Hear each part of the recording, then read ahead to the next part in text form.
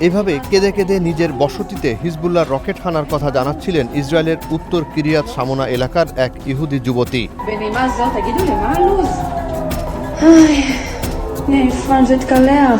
Iran থেকে ক্ষেপণাস্ত্রের cluster আর Lebanon থেকে হিজবুল্লাহর ছোড়া রকেট কোনো বাধা ছাড়াই গেল কয়েকদিনে আছড়ে পড়ছে রাজধানী Tel Aviv, Nahariya, Kafr Qasim, Haifa সহ ইসরায়েলের গুরুত্বপূর্ণ এলাকায়। দৃষ্টি আকর্ষণের বিষয় হচ্ছে যুদ্ধের প্রায় এক মাসের মাথায় অনেকটাই অকেজো হয়ে গেছে ফিলিস্তিনের দখলদার ইসরায়েলের আকাশ প্রতিরক্ষা।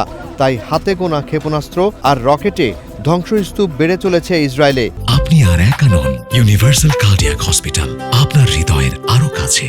আক্রান্ত এলাকার ছবি ভিডিওতে কঠোর নিষেধাজ্ঞার পরও সামাজিক মাধ্যমে ছড়িয়ে পড়া কিছু ছবি ভিডিও দেখে সহজেই বোঝা যায় কি ভয়ানক অবস্থা পার করছেন বসতি স্থাপনকারী ইহুদিরা।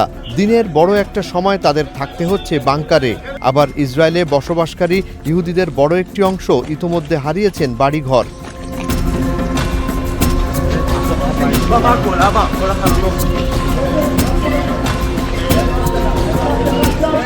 ইসরায়েলে মিসাইল ও রকেট হামলার পাশাপাশি গেল কয়েকদিন লেবাননের প্রতিরোধ যোদ্ধা হিজবুল্লাহর সাথে সম্মুখ সমরে যেতে হচ্ছে ফিলিস্তিনের দখলদারদের। যদিও লেবানন সিরিয়ায় বিমান হামলার পর স্থল অভিযান প্রথম শুরু করে ইসরায়েল, তবে প্রতিবারই স্থল অভিযানে তীব্র প্রতিরোধের শিকার হয়ে পিছু হটে, নিজের দেশে ফিরে আসে ইসরায়েলি সেনারা। এই ফিরে আসার পথে প্রতিবার ইসরায়েলকে হারাতে হয়েছে কয়েকটি মার্কাভা ট্যাঙ্ক এবং কিছু সৈন্য।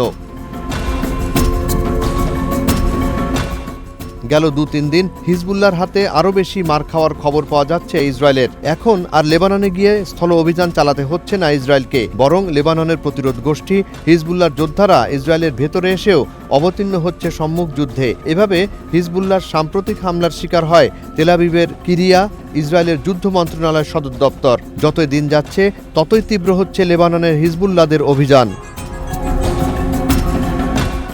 পশ্চিমা বিরোধী কয়েকটি গণমাধ্যমের বরাতে জানা যায়, যুদ্ধ শুরুর পর থেকে প্রায় 100 ইসরায়েলি মার্কাভা ট্যাঙ্ক এবং কিছু বুলডোজার ধ্বংস করেছে হিজবুল্লাহ। প্রতিটি মার্কাভা ট্যাঙ্কের মূল্য $60 লাখ। তবে 25 মার্চ থেকে 24 ঘন্টায় হিজবুল্লাহর প্রতিরোধ যোদ্ধারা দক্ষিণ লেবানন ও উত্তর ইসরায়েলে কমপক্ষে 21টি ইসরায়েলি মার্কাভা ট্যাঙ্ক ধ্বংস করে, যা ইসরায়েলের ইতিহাসে নতুন মার্কাভা গণধ্বংস হিসেবে আখ্যা দেওয়া হয়। লড়াইয়ে হিজবুল্লাহ যোদ্ধাদের হাতে নিয়মিত প্রাণ যাচ্ছে ইসরায়েলি সেনাদের।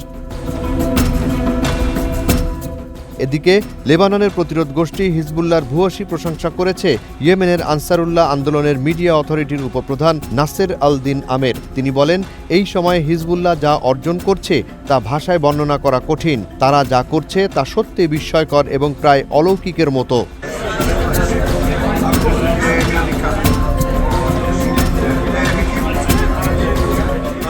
ইরানি পার্লামেন্ট স্পিকার মোহাম্মদ বাকের কালিবাফ বলেন, লেবাননের প্রতিরোধ আন্দোলন হিজবুল্লাহ আগের চেয়ে আরও বেশি শক্তিশালী ও সক্রিয় রয়েছে, কারণ তারা এক রাতেই ইসরায়েলের বিরুদ্ধে 87টি অভিযান পরিচালনা করেছে।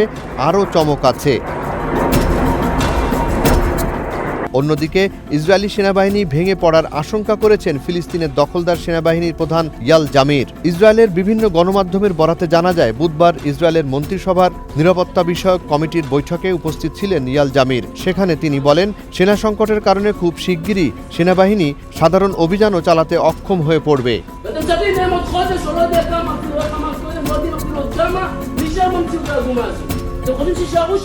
বলা যায়, রাষ্ট্র প্রতিষ্ঠার পর প্রথমবারের মতো বড় ধরনের বিপদের সম্মুখীন হয়েছে ইসরায়েল।